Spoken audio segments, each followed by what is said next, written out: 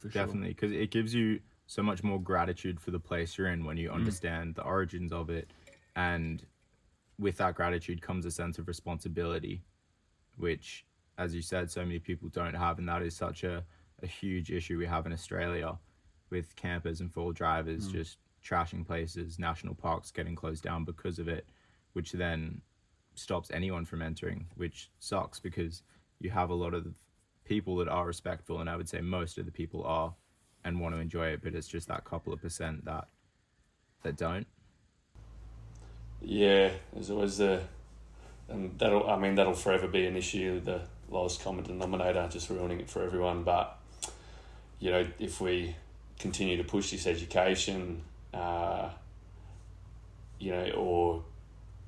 got to be a way where things can be kind of twisted, a mindset can be twisted, or just altered slightly, that then brings that person or that group of people to go, hey, come on, like, what are we doing, Yeah, I guess through just education, like through people like yourself, anyone else. Like I know Scotty's Gone Walkabouts, like based in Sydney. Yeah, so it's like people like Scotty, yourself, like I think even me, like being a hiker as well, or like someone who enjoys hiking, like I would go out to trails, and you just read all trails, you're like, oh look, this is sick, this looks like it has a good view, and you go out there and call yourself a hiker. But I would also, like, even for someone who already does it, want to inform myself a little bit more, because again, I think it adds that sort of bit more value to your time out there, instead of just going out there and just looking at some views, for sure. But I think the way forward, from what you're saying, is definitely just education. Like if everyone's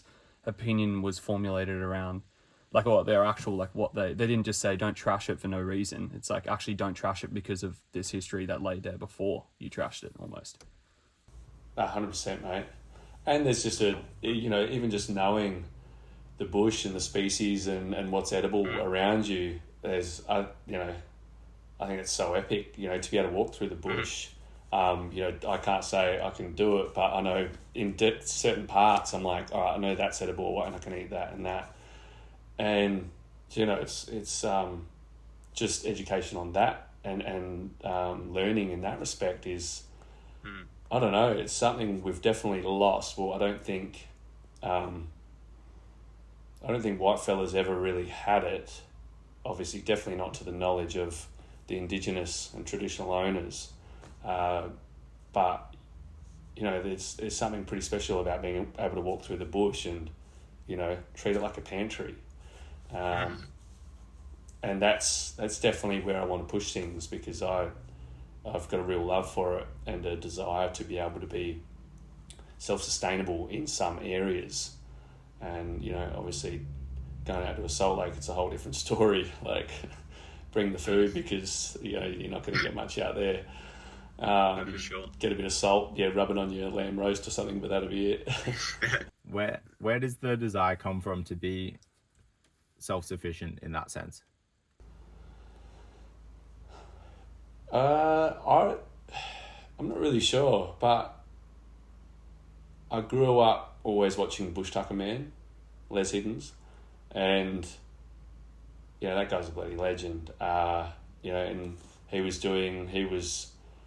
learning from Indigenous mob all through the Kimberley and different parts of Australia to basically all for research, to write down what it is, to take photos of these different species that he's learnt, and how to prepare and eat that food, that bush tucker, and then pass that on to the Australian Army, so they knew if they were ever up there. You've got survival experts that are able to be within these platoons and stuff, and if they're ever stranded, then they're generally going to be okay, or they're going to be able to last longer.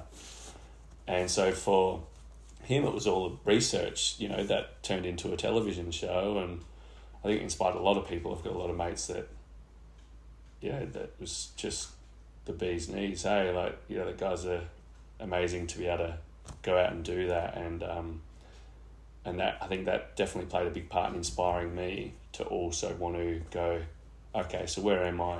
What's around me? like flick through a little bush tucker book and try and work out what it is and what's in season and what can't I eat right now, and you know what needs preparation. There's so much to it. It's like you know, it's kind of like a chef being thrown into a kitchen that he doesn't know the ingredients for, but he's got to make something. So there's and you got to learn quick.